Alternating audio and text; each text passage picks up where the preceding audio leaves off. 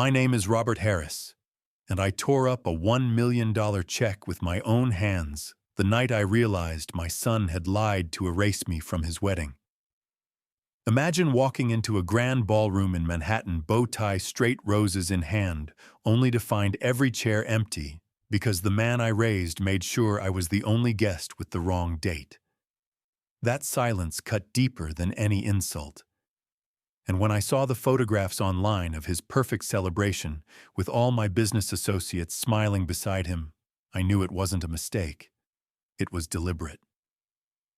That's when I decided to teach him what betrayal truly costs. Before we begin, I want to ask you, where are you watching from and how old are you? Please subscribe to Family Betrayal Unmasked to hear more powerful stories like this one. I still remember the echo of my shoes against the marble floor that night, a sound so sharp it made the silence feel heavier than it already was. I had straightened my bow tie before stepping through those tall mahogany doors, carrying a gift box in one hand and white roses in the other. It was 6 o'clock sharp because David, my only son, knew I was never late for anything in my life. For 68 years, I had lived by punctuality and honor, and I expected nothing less from those I loved. But that evening, the air in the grand pavilion was still almost eerie. Not a single guest stirred among the rows of tables dressed in white linen. Chandeliers glowed warmly above me, but they illuminated nothing but absence. I paused, scanning the room, as disbelief tightened my chest. Perhaps I had misread the invitation impossible. I reached into my jacket pocket and pulled out the heavy cream paper, the gold lettering catching the light, just as it had when I first opened it weeks ago. Saturday, April 26th, 6th, 4 p.m., the Grand Pavilion, Manhattan. Every word was clear, every detail exact. Yet there I stood alone, tuxedo, crisp gift, prepared roses trembling in my grip.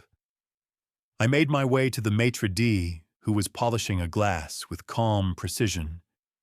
"Excuse me," I asked, steadying my voice, "where is the Harris wedding reception?" He blinked, confused, and after a pause said, "I'm sorry, sir. We have no events scheduled tonight." His words struck me harder than any blow.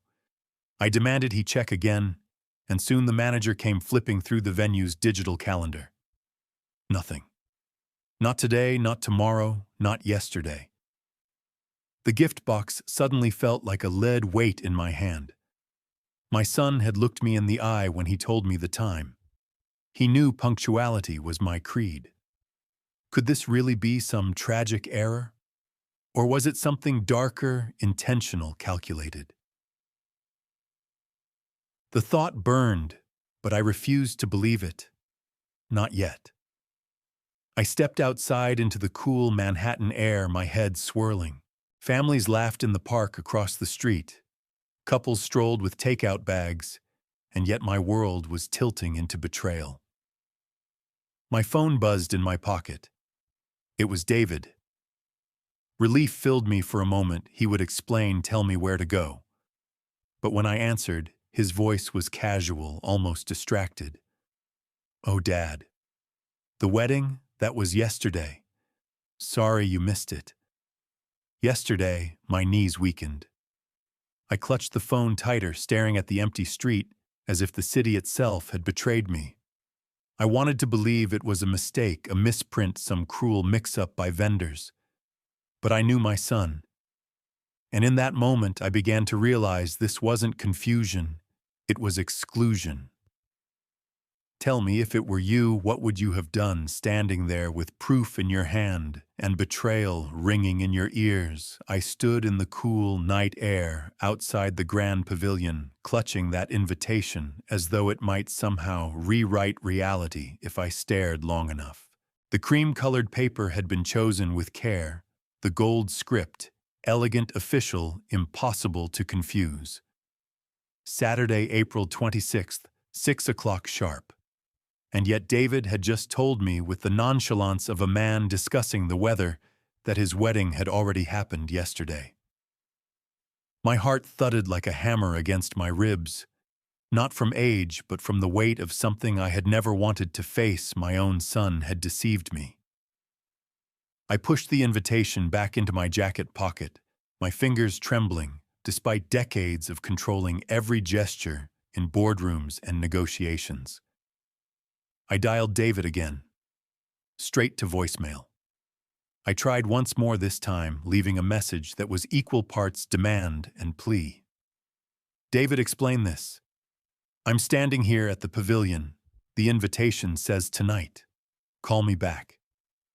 My voice cracked at the end, betraying the hurt I swore I wouldn't show. I lowered myself onto a bench near Fifth Avenue, the city buzzing around me, uncaring. Cabs honked, couples laughed, children tugged at their parents' coats, all reminders that somewhere in Manhattan, life carried on as usual. But for me, time had fractured. My son had celebrated without me. I sat there, tuxedo, immaculate roses wilting in my lap, gift box unopened beside me. I must have looked like a ghost to the strangers passing by. I needed proof. Something more than David's casual dismissal. Pulling out my phone, I searched for Emily's Instagram page. My late wife Linda had always been better with technology, but I managed. And then there it was, the truth staring back at me in high definition. Emily glowing in a gown that shimmered like ivory, David beside her grinning, as though he hadn't just erased his father from the frame of his life. Rows of guests toasted with champagne, a lavish cake towered behind them, familiar faces smiled into the camera. My lawyer, my business associates, even members of my country club. They were all there. Every one of them had the right date. Every one of them had been told a story about why I wasn't. I scrolled through each picture slowly, as if punishing myself, until my throat tightened and my eyes burned. The roses slipped from my hands onto the pavement petals, scattering like fragments of an old promise. That's when the truth hardened inside me. This wasn't a mistake. It was deliberate. My son, my only son, had crafted a plan to erase me. I picked up the gift box and stared at it. Inside rested a cashier's check for $1 million, a lifetime's worth of building saving planning. It was supposed to be his foundation, his start. Instead, it became a symbol of how easily he had traded respect for image. I clenched my jaw and whispered to myself, he doesn't know what consequences mean, but he will. If you were in my place holding that proof in your hand, would you have forgiven or would you have prepared for war? Back in my apartment, I poured myself a glass of water, though what I really wanted was the burn of scotch. The invitation lay on my desk like a cruel joke, mocking every value I had instilled in my son. I had built Harris Properties from dust, from nights spent poring over blueprints and days spent on scaffolds with dirt under my nails. All of it, every square foot of this empire, was meant to be David's inheritance. And yet, when it came time to honor me, he had chosen to cut me out entirely. I called again. This time he answered, his voice distracted, as if he were juggling dinner plans instead of the aftermath of a betrayal. Dad, like I said, the wedding was yesterday. I don't know what happened with your invitation, maybe a printing error. These things happen. I froze at his words. 40 years in business had taught me how to hear lies. The hesitation in his voice, the too easy excuse, it all fit together, like pieces of a puzzle I didn't want to solve. I took a breath, forcing calm into my tone. A printing error, David. I'm holding the invitation right now. Saturday, April 26th. Do you expect me to believe 500 guests received the correct date and mine alone was wrong? There was silence on the line.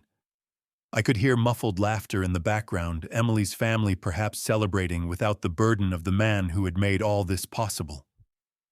Finally, David's voice came back, cooler now, less apologetic. Dad, I can't get into this right now. I'll call you tomorrow, okay? No, not tomorrow. Tonight. You're going to explain this to me. But the line clicked dead. I stared at the phone in my hand, listening to the hollow buzz of disconnection. The weight of his words pressed on me heavier than any real estate deal gone sour. This wasn't neglect.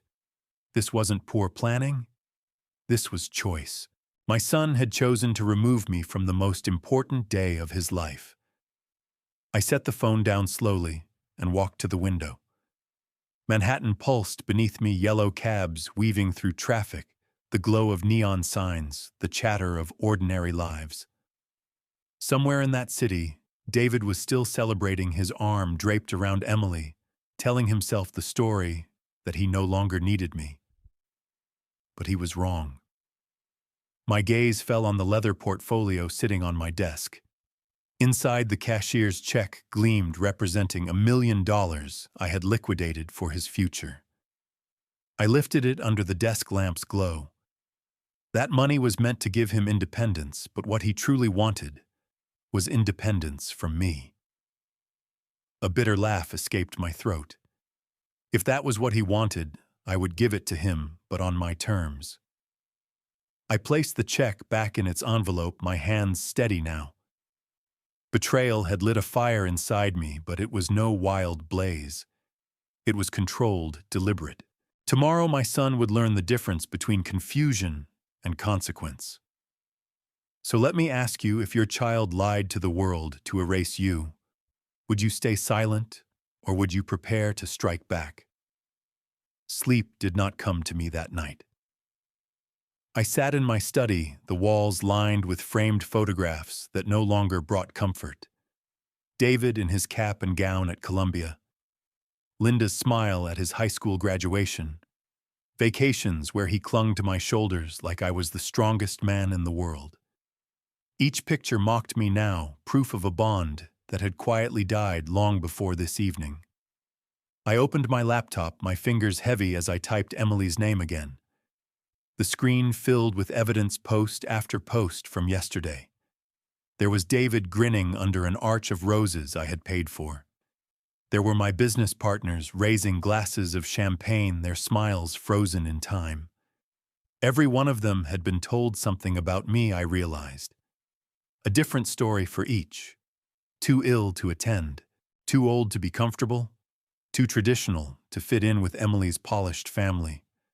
Lies crafted not just to erase me, but to protect David's image. I scrolled until my eyes burned, until the shame hardened into something sharper clarity. This wasn't about oversight.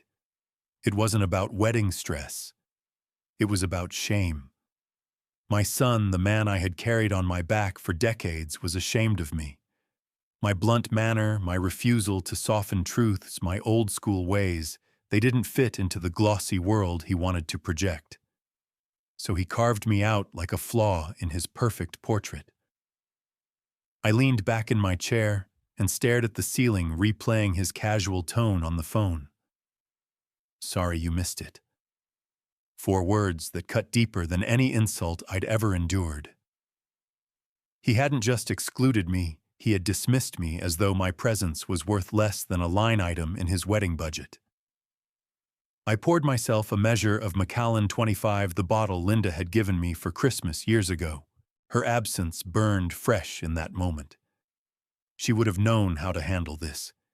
She would have found a way to reach David. But she wasn't here, and now the burden of consequence fell to me alone. On my desk, the leather portfolio sat waiting.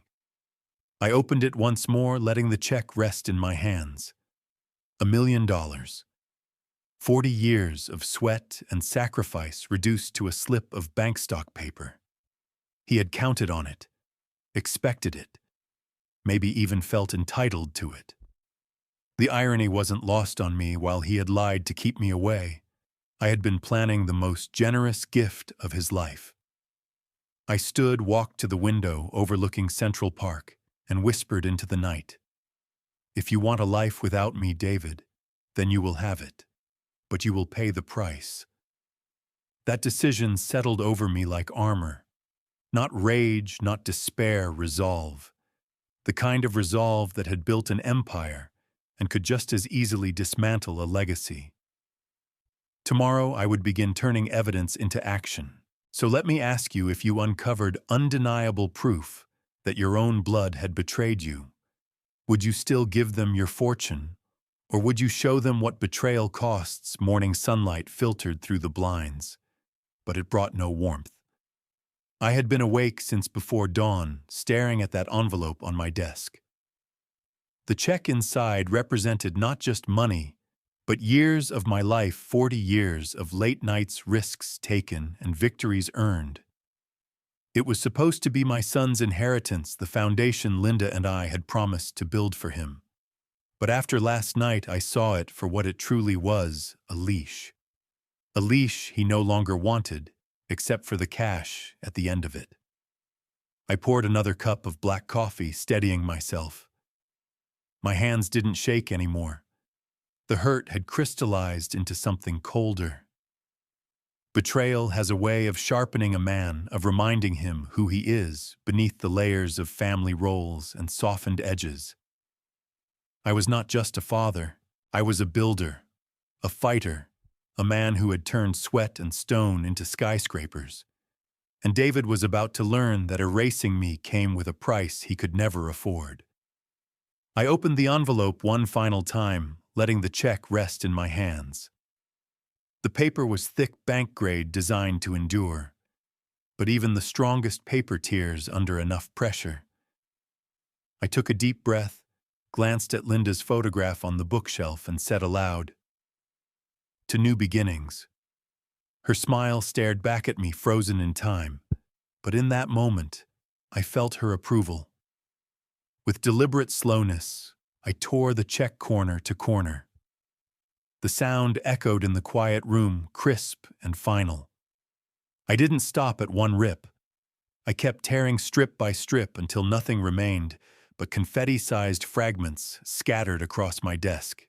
Each piece felt like a release, not just of money, but of the illusion that David deserved it.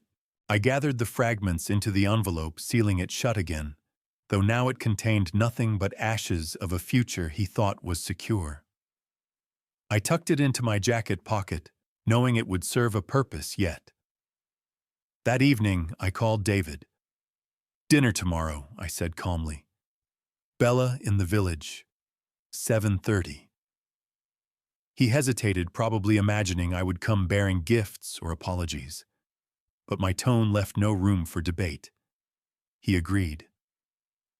When I hung up, I looked around my study at the empire I had built, at the photographs that told the story of my life. For the first time in years, I didn't feel like a man waiting for his legacy to be passed on. I felt like a man preparing for battle. The first blow had been struck not with anger, but with precision. David thought he had humiliated me by keeping me from his wedding. But tomorrow he would sit across from me and see the truth scattered before him. Like confetti on a table, the fortune he thought he had secured was already gone, and that, I thought, was only the beginning. Tell me, if you had the power to strip away the very thing your betrayer counted on most, would you use it? The next evening, I arrived at Bella in the village 15 minutes early, as was my habit. That restaurant had been a place of tradition for us birthday dinners when David was still a boy. Sunday evenings when Linda was alive, moments when family still meant something. Tonight, the same walls, the same leather booths, would host a very different kind of memory. I sat in the corner booth, ordered a bottle of Barolo, his favorite from our earlier dinners, and waited. The check fragments rested in my jacket pocket, silent but weighty. I imagined the look on his face when he realized what they represented. For once, he would not be in control of the narrative. David arrived late, as I expected, his tie askew and his suit wrinkled. The confident groom from Instagram had vanished, replaced by a man who looked like he hadn't slept. He spotted me, forced a smile, and slid into the booth across from me. "Dad, thanks for calling. I've been hoping we could talk." I studied him carefully, seeing not just my son, but the man he had chosen to become slick, polished, but hollow. "Talk," I said simply, my voice steady. He launched into an explanation about scheduling complications, about Emily's family wanting something more intimate, about vendors messing up invitations. Every word was a lie layered with just enough plausibility to sound rehearsed. I let him finish, then leaned forward. "Stop. We both know better than that. I saw the photos. I spoke to my associates. You wanted me gone, and you succeeded." His eyes flickered, and for the first time the mask cracked. He reached for his wine glass, but didn't drink. Silence stretched between us, broken only by the clink of silverware from nearby tables. I pulled the envelope from my jacket, placed it on the white tablecloth, and opened it slowly. Dozens of shredded fragments spilled out like confetti, scattering across the surface between us. David froze, his face shifting from confusion to horror. "This," I said softly, "was your wedding gift. A cashier's check for $1 million. I destroyed it the night I discovered your betrayal." His hands shot forward, trembling as he tried to gather the pieces. "Dad, no, you can fix this. The bank can reissue it." I leaned back, calm as ever. "No, they can't. I had it marked non-replaceable. That money is gone, David. Just like the trust you shattered." He looked at me with desperation, his voice breaking. "You're insane. I needed that money. You needed respect. You needed presence. You needed to honor your family, but you wanted my money without my existence. Tonight, you learned the difference." Other diners turned to glance at us, but I didn't care. I had struck the first blow, and it was measured precise. David sat there, his hands full of useless fragments, as if trying to hold together the future he thought he controlled. I sipped my wine and asked quietly, "So tell me David was erasing me from your wedding worth $1 million. The morning after that dinner, I woke with a clarity I hadn't felt in years. David's face pale and desperate, as he clutched those useless fragments replayed in my mind. For the first time, he had seen that my resolve was stronger than his arrogance. But tearing up the check was only the beginning. My son had built his empire on the illusion that my support was endless. That illusion was about to collapse. I drove downtown to First National Bank, the same institution that had stood by me through 4 decades of real estate ventures. Peter Adams, the senior vice president, greeted me with a handshake that carried the weight of old trust. "Robert," he said, "always a pleasure. What brings you in today?" I slid a folder across the polished conference table. "I'm here to revoke all personal guarantees tied to Harris Media Solutions." He frowned, adjusting his glasses. "Robert, you realize that's a $2 million credit facility. Without your guarantee, your son's business will be severely restricted, perhaps even insolvent." "I'm aware," I replied evenly. "Effective immediately." Peter studied me, searching for hesitation. There was none. He nodded slowly. "I'll need your signature on these revocation forms." As I signed, I thought back to the countless times I had stepped in to secure David's footing, guaranteeing his first loan, introducing him to clients, paving roads he had never earned. That safety net was gone now. He had wanted independence, and I would give it to him in full measure. "How quickly will this take effect?" I asked. "By noon today," Peter confirmed. "His accounts will be frozen until he can provide alternative collateral." I stood buttoning my jacket, my voice calm. "Thank you, Peter. This isn't personal, it's business." He made it that way. When I returned to my office, Judith, my longtime secretary, intercepted me with a raised brow. "Your son has called 6 times this morning. He sounds agitated." "I imagine he does," I said. "From now on, Judith, forward all his calls to voicemail.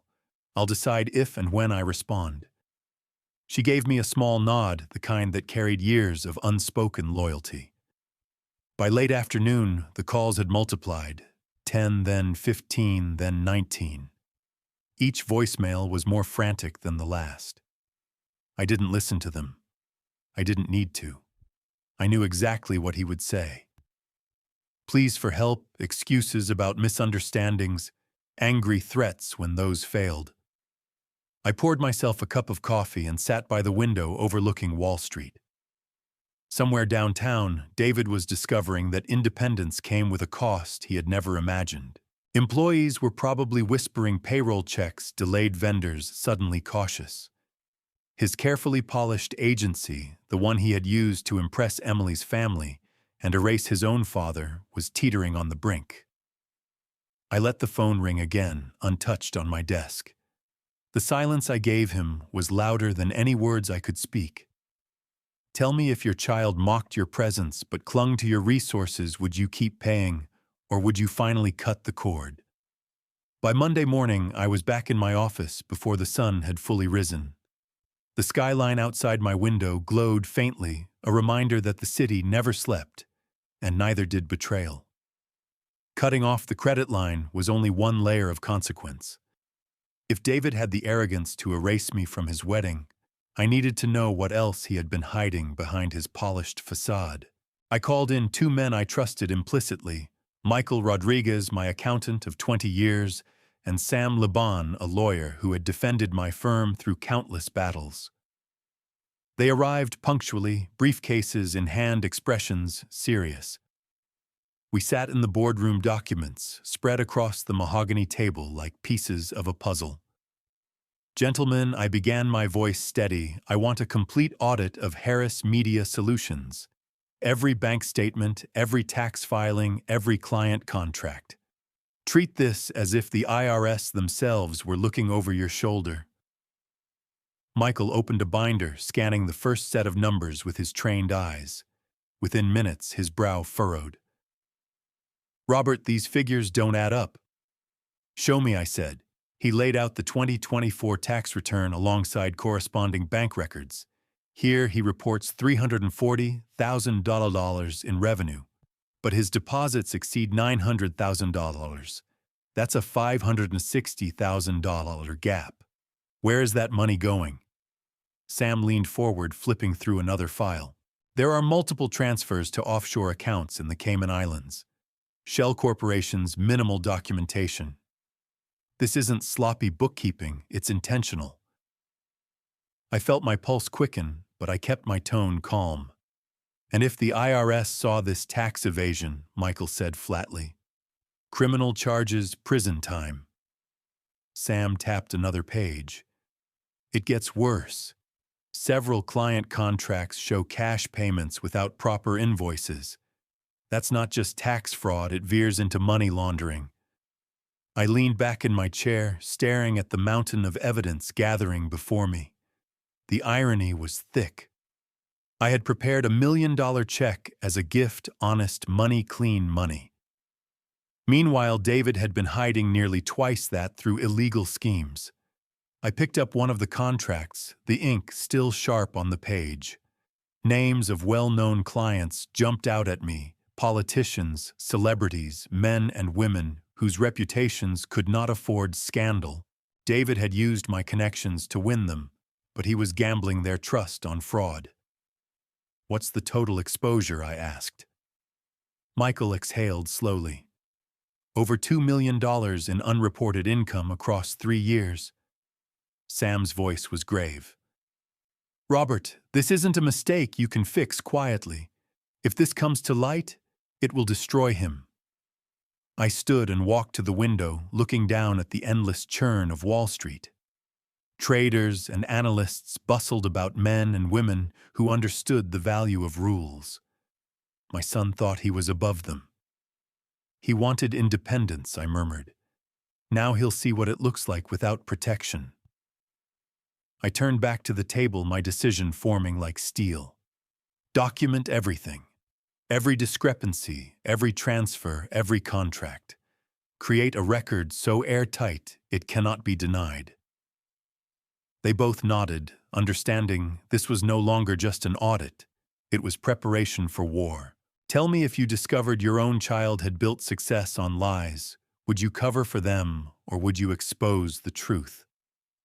By Tuesday afternoon, Judith stood in my doorway with a small notebook pressed against her chest.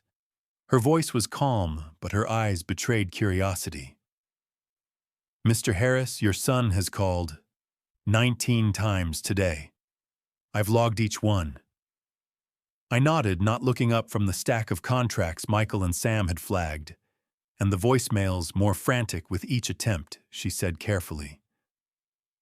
"Do you want me to summarize?" "No," I replied. "I don't need to hear desperation to know what it sounds like." She inclined her head, understanding me as she had for 40 years, then returned to her desk.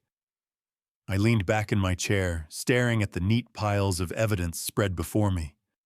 Offshore accounts, false invoices, tax filings with holes wide enough to swallow an empire. David had handed me the keys to his downfall, and now he was scrambling, trying to claw back a future already slipping through his fingers. The phone rang again, vibrating against the mahogany surface. His name flashed across the screen, David Harris. I let it buzz until it went silent. Moments later, another call, then another. Each unanswered ring was a message louder than words. I was no longer his safety net. I thought of Linda in those moments, her soft voice reminding me to be patient, to always try to reach our son. But patience had died the night I stood in that empty ballroom. What David needed now wasn't coddling, it was consequence. By evening, the calls had stopped. Silence settled over the office, broken only by the faint hum of the city outside. I poured myself a cup of coffee, carried it to the window, and watched the lights flicker on across lower Manhattan. Somewhere out there, David was pacing, dialing, perhaps shouting into the void. His employees whispering payroll, delayed vendors refusing service. Each unanswered call from me was another reminder that independence carried a weight he had never trained to bear. My phone buzzed one last time with a text, "Dad, please. We need to talk. Just hear me out." I set the phone face down and sipped my coffee. He wanted my ear, but what he needed was my silence. For the first time in his life, he would face a problem without me stepping in to shield him. It wasn't easy sitting there knowing my blood was unraveling his own future. But betrayal has a cost, and I was done subsidizing it. Tomorrow, I thought, would bring the next step. Silence had done its work. It was time to move from withholding support to unleashing truth. So let me ask you, when someone you love betrays your trust, is silence the cruelest punishment or the strongest form of justice? The silence had served its purpose. By Wednesday morning, David's frantic energy had shifted into something else, fear. Judith intercepted me as I stepped into the office, her expression composed, but her words brisk. "He's left 4 messages since dawn, Mr. Harris. The last one," she hesitated, "was less pleading, more threatening." Should I transcribe it? I shook my head. No need. I can already imagine every word.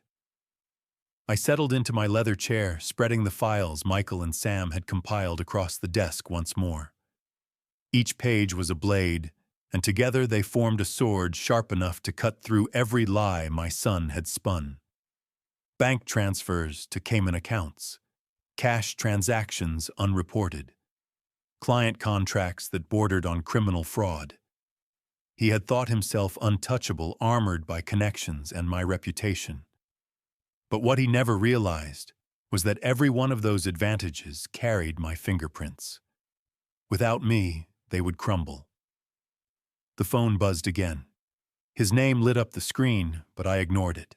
I had already decided my words would be saved for when they carried maximum weight. For now, silence was louder than confrontation. At 10 o'clock sharp, I dialed Michael and Sam into a conference call. "Gentlemen," I said, my tone firm, "we've documented enough. Tomorrow, I'll place these files where they belong, in the hands of those who deal with fraud for a living. Prepare final summaries. tight, irrefutable. Sam's voice was steady. Robert, once you hand this over, there's no going back. Federal authorities don't negotiate with family loyalty. Good, I replied. That's the point. When the call ended, I poured myself a fresh coffee and walked to the window overlooking the financial district. Down below, the city bustled traders, brokers, analysts, all men and women who understood that rules kept the machine running. My son believed he was smarter than the system, but rules always catch up. By afternoon, Judith reported that David had shown up at the building, demanding to see me. Security turned him away per my instructions. He shouted in the lobby, apparently loud enough to draw stares. I pictured him there, disheveled, furious, pounding at doors that once opened easily for him. Now those doors stayed closed. I sat back at my desk, reviewing the evidence one final time. This was no longer about humiliation at a wedding. This was about respect, about teaching a man who bore my name that betrayal carries a price larger than money. Tomorrow, the first step into legal territory would begin. I picked up the envelope of shredded check fragments still tucked in my desk. I ran my fingers across the torn edges, a reminder of where this all started. That destruction had been personal. What came next would be professional, systematic, final. So I ask you, if you had the power to decide between protecting blood or upholding truth, which would you choose? It was Saturday evening when the knock came sharp and insistent. I opened the door to find David on my threshold, his hair unkempt, his suit, rumpled eyes bloodshot from lack of sleep. Emily trailed behind him, her expression caught between worry and exhaustion. Without waiting for an invitation, David stormed into my living room like he still owned the right to barge in. "You've destroyed me," he hissed, pacing in front of the fireplace. "Do you have any idea what you've done?" His hands trembled, not with fear, but with rage. Emily lingered by the door, her eyes flicking nervously between us, as though she were caught in a storm neither of us could control. I closed the door gently and walked to my chair, lowering myself with deliberate calm. "Sit down, David. If you want to speak to me like a man, you'll do it without theatrics." He ignored the offer, his voice rising. "The bank pulled our credit. Payroll's frozen. Clients are threatening to walk. Do you know what that means? It means you've sabotaged me, your own son." I folded my hands, studying him. For the first time, I saw not a polished businessman, not the confident groom from glossy photographs, but a boy cornered by consequences. "You sabotaged yourself the moment you decided your father wasn't worthy of standing at your wedding," I said. Emily stepped forward, then her voice low, trying to soothe. "Mr. Harris, maybe this is all a misunderstanding. The wedding was stressful, there were complications." I turned to her, my voice even sharper for its softness. "Emily, I've spent 40 years building companies, managing crises larger than any wedding. Mistakes don't exclude fathers. Lies do." David's face reddened, and he slammed his hand against the mantel, rattling a framed photograph of Linda. "You think you're teaching me a lesson? You're just a bitter old man who can't accept change. You'll regret this, I promise you." His words might have shaken another man, but to me they revealed more than he intended. Threats are the last refuge of the desperate. "Regret," I repeated, leaning forward. "The only thing I regret is that I raised a son who values appearances over blood." For a moment, silence filled the room, heavy and suffocating. Emily's eyes watered as she reached for his arm, but he shook her off, pacing like a caged animal. He looked at me, then his voice a whisper edged with venom. "If you keep this up, I'll make sure everyone knows you're the problem. You're outdated, senile. You're finished." I didn't flinch. "Try it," I said simply. His eyes widened at my composure as though he had expected me to beg or defend myself. Instead, he found a man who had already decided the battlefield and the terms of war. So let me ask you, if your own blood threatened to ruin your name to save themselves, would you crumble under the weight? Or would you stare them down without blinking? The threats rolled off his tongue with practiced venom.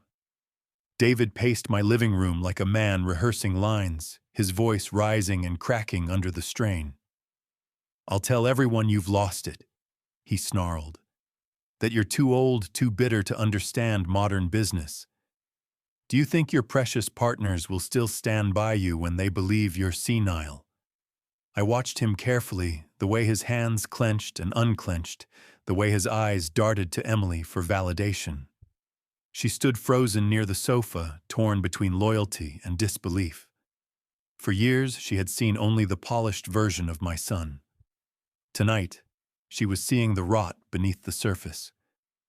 I leaned back in my chair, deliberately calm. "You've spent your life trying to build an image polished enough to hide your insecurities. But threats won't protect you now. Not from me, and certainly not from the truth." He spun toward me, his face flushed. "The truth, you want to talk about truth. Fine. You're jealous of me. You hate that I'm respected, that I've built something of my own. That's why you're tearing me down." I let out a short laugh, low and sharp. "Respected, David. Respect is earned, not staged with designer suits and Instagram photos. Everything you've built rests on the shoulders of lies and on the foundation of my name. Without me, your empire collapses in days. And that's exactly what's happening." Emily finally spoke, her voice unsteady.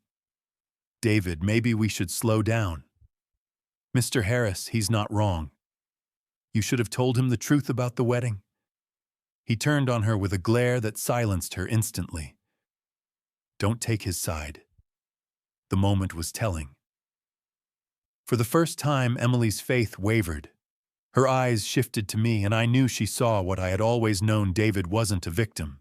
He was an architect of his own ruin. He came closer, then leaning across the coffee table, his voice dropping to a hiss. "I can still bury you, old man. I'll tell every contact you have left that you're unstable, that you drink too much, that you're unfit to run Harris Properties. By the time I'm finished, no one will want to be in the same room with you." I met his eyes without flinching. "You can spin whatever story you like, David, but stories crumble under evidence, and I have more than enough evidence to turn your empire to dust." He recoiled slightly at my composure, the realization dawning that I wasn't bluffing. He had played in a world of smoke and mirrors, but I had built mine on contracts, ledgers, and signatures that carried weight in any courtroom. I rose to my feet, towering over him, though my voice remained steady. "Go ahead, son. Try to destroy me. But understand this: every threat you make only tightens the noose around your own neck." The silence that followed was heavier than any shouting match. For the first time, I saw fear flicker in his eyes. "So let me ask you, when someone threatens to smear your name to save themselves, do you fight fire with fire, or do you trust the truth to burn them first?" By Monday morning, the rumors began to trickle back to me. Old colleagues and business partners called with voices laced in hesitation, each one testing the waters before revealing what they had heard. David had wasted no time. He was already spinning tales that his father was unstable, that age had finally dulled my mind, that grief over Linda had left me erratic. Robert, one partner, said carefully, "David mentioned you might be stepping back, that your health isn't what it used to be." I chuckled, steady and amused, rather than offended.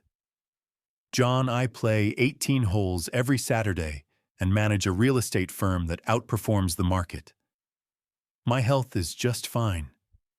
What David told you was a lie, and he knows it." There was a pause, then a sigh of relief.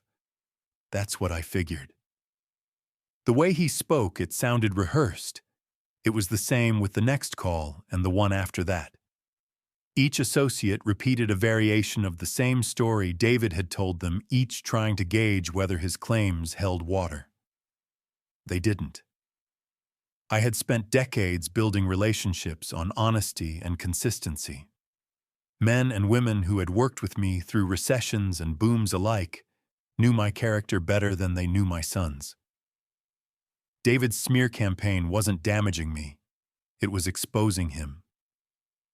By noon, I had spoken to 6 partners, and the pattern was unmistakable. Every lie he told created a stronger bond between me and the people he was trying to sway. They saw the desperation in his words, the cracks in his facade. That evening, Judith entered my study holding a slim envelope. This arrived by courier marked urgent from Harris Media Solutions. I opened it to find a typed letter from David himself, a last-ditch attempt to put pressure on me. The letter accused me of being mentally unfit, of mismanaging family assets, of jeopardizing his business out of spite. He had even copied my attorney Marcus Drummond, hoping to stir doubt in the one man who had stood beside me for decades. I read the words slowly, then set the letter down with care. "Judith," I said, "file this under evidence. It will be useful later." She nodded her lips, pressing into a thin line. "Mr. Harris, it reads like desperation." "Because that's exactly what it is," I replied. That night I poured myself a drink and stood at the window overlooking the city. The smear campaign had failed. David thought he could bury me under lies, but he hadn't considered the years I had invested in my own reputation.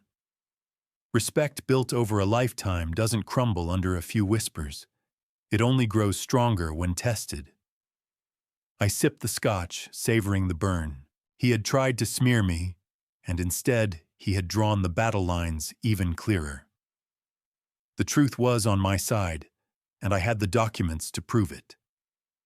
Soon enough, it wouldn't be me fighting for credibility, it would be him fighting for survival. So let me ask you, if someone close to you tried to ruin your name with lies, would you respond in anger, or would you let your track record prove the truth for you? I have always believed that lies are like cracks in marble, hard to spot at first, but impossible to hide once pressure is applied. By the time David's smear campaign reached me, the cracks in his story were already spiderwebbing outward. All I had to do was apply steady, patient pressure. I began documenting everything. Every phone call from my associates, every whispered rumor that found its way back to me, every letter and voicemail that Judith faithfully logged. I treated each as evidence, not as a wound. For decades, I had built skyscrapers brick by brick, blueprint by blueprint. Now I was building a case. My journal became the blueprint. Page after page, I recorded what David had told people, that I was senile, that I had become bitter, that I was destroying him out of jealousy. I noted who he told when he told them and how they reacted. Many of them confessed in careful tones that they had never believed him, but felt it was wise to check with me. That too I wrote down. Each note was a stone in the wall I was constructing, impenetrable, undeniable. Marcus, my lawyer, stopped by that Wednesday evening. I slid the journal across my desk to him, its pages filled with my precise handwriting. He read silently, nodding as the record unfolded. "Robert," he said at last, "this isn't just a defense. This is a weapon.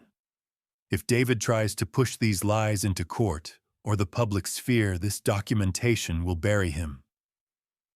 I leaned back, watching the reflection of city lights flicker on the glass of my scotch. He thought shame was a weapon. He thought by erasing me from his wedding, by painting me as unstable, he could carve out a clean slate. But shame only works if the world believes it. And I've lived long enough, built enough, that no one who matters believes him. Marcus tapped the journal thoughtfully. "With this and the financial records, you're building 2 cases, one of character and one of crime. Together, they'll collapse his narrative before it ever stands." I nodded slowly. That was exactly what I intended. My silence had already made him desperate. His lies had made him reckless. Now his recklessness was giving me every piece I needed to end this on my terms. Later that night, I returned to the filing cabinet in my study and slipped the journal into a folder labeled David Harris. Evidence. The weight of it was satisfying. For once, I wasn't the one scrambling to justify myself. David was the one cornered thrashing, leaving a trail of contradictions I had carefully collected. I poured another measure of scotch, the amber liquid catching the desk lamp's glow, and raised it toward Linda's photograph. You always said truth has a way of shining through the fog. You were right. He's walking himself into a storm he doesn't even see. So let me ask you, when lies are thrown against you, do you waste energy fighting every rumor, or do you quietly gather the proof that will silence them all at once? By Thursday morning, I no longer felt like a man defending himself. I felt like a man preparing for war. David's lies had reached their peak, but rather than weaken me, they gave me leverage. I had in my possession not only a record of his words, but a trove of financial documents that would make any federal agent salivate. The question wasn't whether I could end his charade, but how and when. I started with the journalists I trusted most. My Rolodex held names accumulated over 40 years of building Manhattan brick by brick, deal by deal. Sarah Martinez at the Times owed me for scoops I'd handed her during her early career. Frank Weber at the Post had once covered my development project on the Hudson. Jennifer Chong from Business Week had profiled me when I cracked the Fortune 500. They were all people who respected facts and who respected me. I called Sarah first. "I have a story for you," I said plainly. Her tone sharpened. "What kind of story? One about corruption in the PR industry," I replied. "Offshore accounts, tax fraud, celebrity clients unknowingly laundering money, and I have the paperwork to prove it." There was a pause, followed by the telltale scratch of her pen. "When can we meet tomorrow morning? You'll have the full file."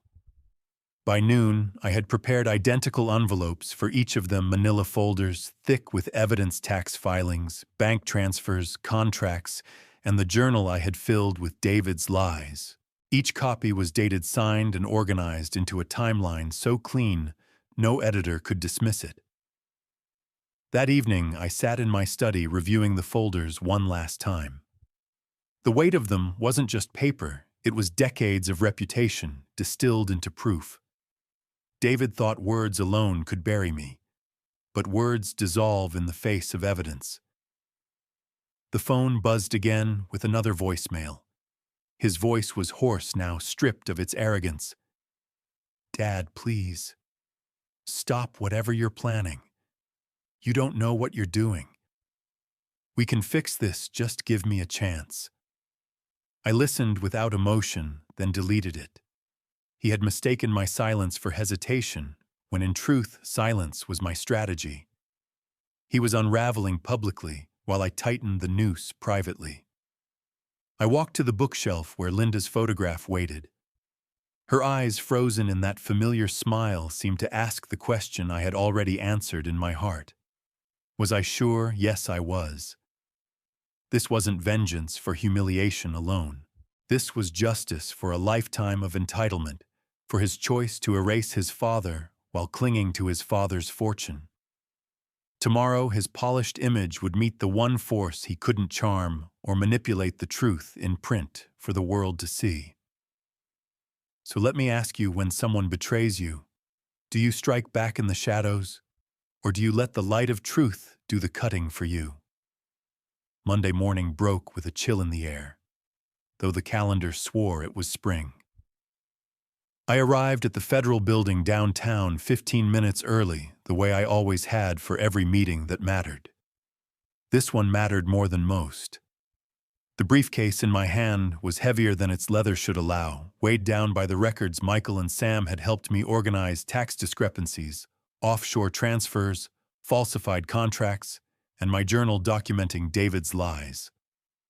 It wasn't just evidence, it was a reckoning.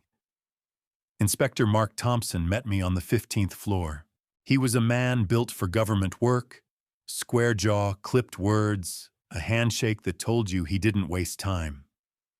"Mr. Harris," he said, gesturing to a plain metal chair across from his desk. "Your call mentioned tax irregularities." I set the briefcase on the table, clicked it open, and spread the documents in chronological order.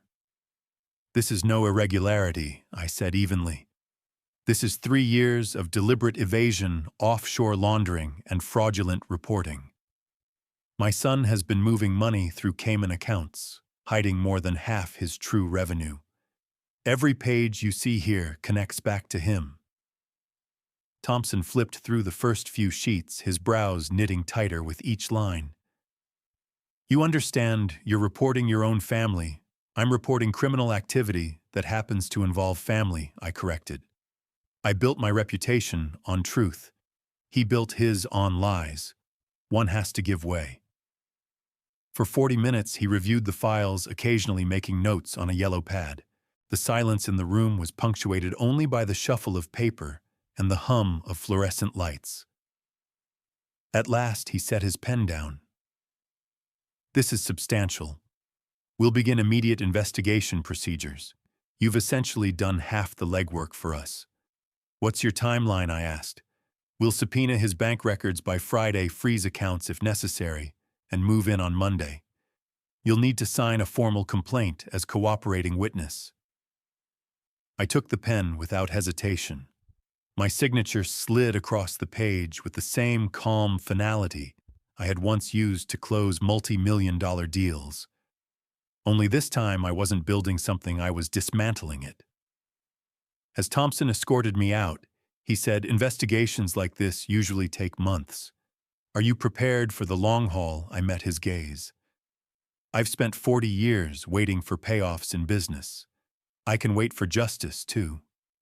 Walking out of that building, I felt lighter than I had in weeks.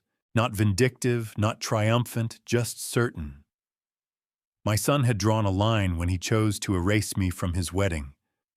Today, I had drawn mine in ink and evidence. That evening, as Manhattan lit up in its endless glitter, I poured a glass of scotch and raised it toward Linda's photograph. He wanted independence. Now he'll get it in the harshest way possible.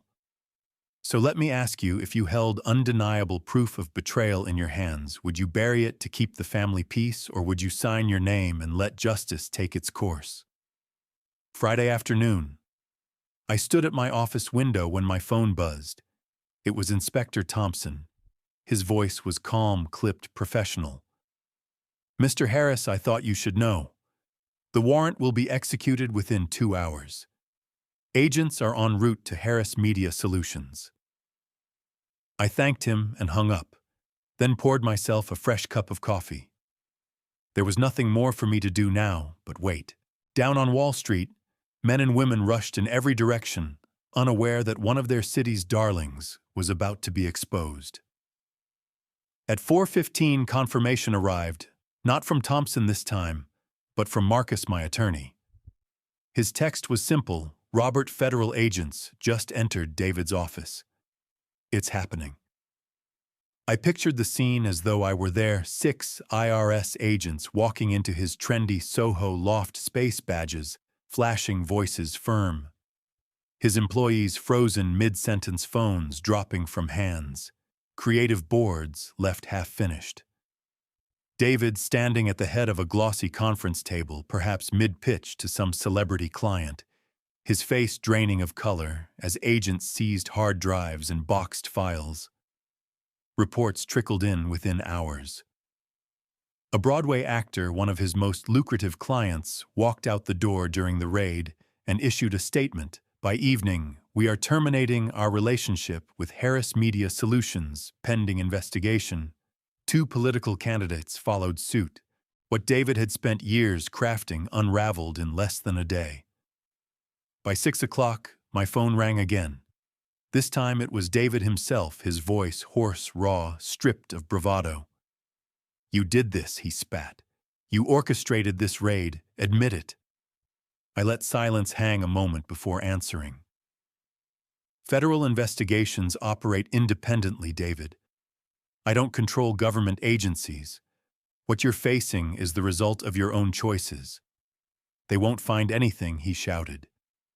They'll find exactly what I already did, I replied quietly.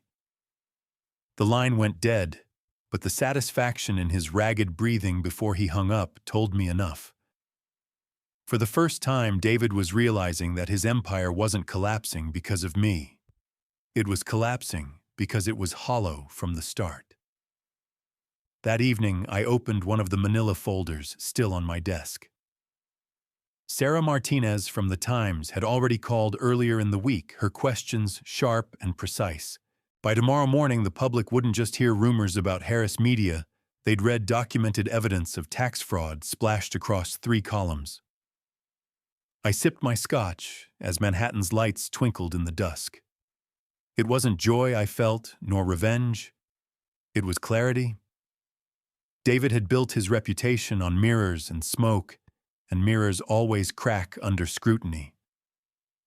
So let me ask you, if you knew the world was about to learn the truth about someone who betrayed you, would you feel guilt for exposing them, or relief that justice was finally speaking louder than lies?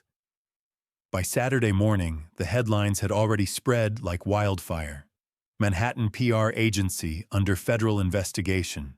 Celebrity publicist accused of multi-million-dollar tax fraud. My desk was covered with newspapers, each one carrying David's name in bold print, the photographs showing him leaving his office under federal watch. The image told the story better than words could. His shoulders slumped. His briefcase clutched like a lifeline, his expression vacant. Judith entered with a folder of press clippings. Mr. Harris, the phones haven't stopped. Reporters are calling investors too. Some of your contacts want to reassure you they're standing with you. Others are asking if you'll comment. Tell them I have no statement, I said. This isn't about me. She hesitated.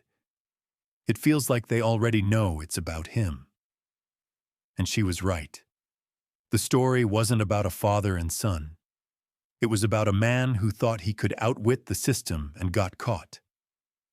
The press didn't need my words. The evidence spoke for itself.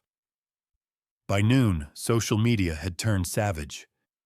David's carefully curated agency Instagram page, once filled with glamorous shots of galas and political campaigns, was now swamped with comments, fraudster. How many clients were in on it? Another fake New York success story. The tide had turned. His brand, once envied, was now radioactive. Reports came in of clients pulling contracts one after another. The Broadway actor had been the first, but by Saturday afternoon, 2 Senate candidates and a mayoral hopeful had issued public statements cutting ties. His staff, only 12 in number, had begun clearing their desks. The very people who had toasted him at the wedding were now vanishing, each protecting their own names. At 4 p.m., the phone rang again. This time, David's voice wasn't angry, it was hollow. Dad, he said, the word dragging out as though it cost him. Everything's gone. They froze the accounts. Clients left. The staff walked out this morning. I let him speak, saying nothing because silence was heavier than any lecture. You've destroyed me, he whispered. I don't even know who I am without this. Finally, I answered. Maybe now you'll understand that identity built on lies always collapses. You didn't need me at your wedding, David, but you needed me to protect you from yourself, and you made sure I wasn't there. There was no response, only the sound of his shallow breathing. Then the line went dead. I set the phone aside and looked again at Linda's photograph. Her eyes, frozen in that smile, reminded me of the lessons she had believed in: respect, honesty, presence. David had rejected all of them, and now he was left with nothing but the wreckage. So let me ask you, if the world finally saw the person who betrayed you for what they truly were, Would you feel pity for their downfall, or peace knowing the truth had spoken louder than you ever could? It was late Saturday evening when the knock came. I opened the door to find David standing there, his once polished image reduced to a shadow. His hair was messy, his shirt wrinkled, his tie missing altogether. Emily trailed behind him, her face pale, eyes red, as though she'd spent the day crying. They both looked smaller somehow, not just in stature but in spirit. Without asking, David stepped inside and collapsed onto the sofa where he had once sprawled during his teenage years, a boy unburdened by consequence. Emily followed slowly, offering me a weary nod before perching at the edge of the cushion, her hands clasped tightly. Dad, David began, his voice unsteady. Please, we need to talk. I can fix this. If you'll just help me restore the credit line, I can stabilize the agency. Clients will come back. Everything doesn't have to end this way. I lowered myself into my chair across from him, studying his face. The arrogance was gone, replaced by desperation, but I wasn't sure desperation equaled remorse. Why would I save someone who treated me as an embarrassment? I asked quietly. He winced, looking down at his hands. It wasn't like that. Emily's family had strong opinions, and I made mistakes. I thought, stop lying. I cut in my voice sharp enough to make him flinch. This wasn't a mistake. It was a decision. You looked me in the eye, handed me an invitation with the wrong date, and built an entire story to explain my absence. That's not a slip-up. That's betrayal. Emily spoke then, her voice barely above a whisper. Mr. Harris, I tried to tell him it was wrong. I thought he'd regret it and fix it before the day came. But he didn't. I'm sorry, I turned my gaze to her. Sorry doesn't erase lies. It doesn't change the fact that I stood alone in an empty ballroom while the two of you toasted your future with everyone but me. David buried his face in his hands. Please, I'll lose everything. You can still stop this. I leaned forward, my words deliberate. Everything you built was a house of cards. You didn't lose it because of me, you lost it because it was hollow. I gave you 40 years of my reputation, my name, my resources, and you traded it for appearances. Now you're reaping the cost. For a long moment the room was silent except for the ticking of the clock on the mantel. Emily finally reached for his arm, urging him to stand. He rose slowly, his shoulders sagging under the weight of his own ruin. At the door, he turned back, his voice cracking. Will you ever forgive me? I met his eyes steadily. Forgiveness requires remorse for what you did not regret for the consequences. Learn the difference, and maybe one day we'll talk again. He swallowed hard, nodded once, and walked out. Emily lingered for a heartbeat, her gaze filled with sorrow, then followed. The door closed behind them, and I sat back in my chair, feeling the silence settle once again. So let me ask you, if the person who betrayed you came begging at your door, would you offer mercy, or would you let the consequences teach the lesson you could not? By Monday morning, the city was buzzing with the fallout. Every major paper carried David's name in print, each headline sharper than the last. PR prodigy exposed in tax evasion scheme. Clients flee amid federal probe. He had become exactly what he feared most, not invisible, but infamous. I arrived at my office at dawn, the briefcase in my hand lighter now that its contents had already done their work. Judith greeted me with a solemn nod. The phones haven't stopped, Mr. Harris. Reporters, creditors, former employees. They all want to comment. Tell them I have nothing to say, I replied. This is his story, not mine. Still, I knew silence wasn't the end. The journalists I'd contacted had published not only the financial documents, but also snippets from my journal, the record of lies David had told about me.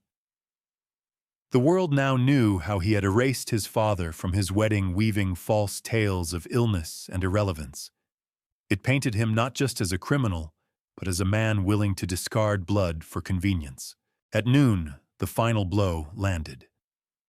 The IRS issued a public statement confirming that Harris Media Solutions was under active investigation accounts, frozen assets subject to seizure. Within hours, David's office lease was revoked. His firm locked out his name, blacklisted from clients who once clamored for his attention. Independence had come at last, but not the kind he imagined. That evening, I sat alone in my study, a glass of Macallan in hand, staring at Linda's photograph. "It's finished," I whispered. "The boy you loved made his choices. Now he'll live with them." Her smile, frozen in time, offered no judgment, only the reminder that love and consequence often walk side by side. My phone rang once more. David's number flashed across the screen. I let it go to voicemail. When I listened later, his voice was ragged, broken. "Dad, it's all gone. Emily left this morning. I don't know what to do. I don't know who I am anymore." His words trailed into silence. I set the phone down, feeling no triumph, no joy, only certainty. I had given him the lesson he needed, not the mercy he wanted. Betrayal has a price, and he had finally paid it in full. I walked to the window, the city lights flickering against the dark. Families gathered in apartments below, fathers and sons sitting at tables I would never sit at again with mine. Perhaps one day David would understand. Perhaps not. But the truth was this: I had upheld my dignity, and I had taught him through ruin the value of respect. So let me ask you, when betrayal comes from within your own blood, is the greatest revenge destruction, or is it simply the strength to walk away with your honor intact? As I sit here now, I realize this story was never just about a wedding, or even about $1 million check. It was about respect, the one thing money can't buy, and betrayal can't erase. My son thought he could build a life by cutting me out of the picture, by polishing an image that didn't include the man who raised him. But life has a way of teaching lessons no parent can force. In the end, David learned that independence without integrity is nothing but collapse waiting to happen. I don't tell this story for revenge. I tell it as a warning and a reminder. If you are a parent, never allow yourself to be erased quietly. Your presence, your values, your dignity, they matter more than any inheritance. And if you are a son or daughter listening, remember the people who built your foundation deserve more than your convenience. The cost of betrayal is always higher than the cost of loyalty. My son paid that price in full, and I walked away, not with bitterness, but with my honor intact. Have you ever faced a betrayal from your own family? How did you handle it, and what did you learn from it? Share your story in the comments. I'd like to hear it. If this story resonated with you, please like, subscribe, and share. Thank you for listening.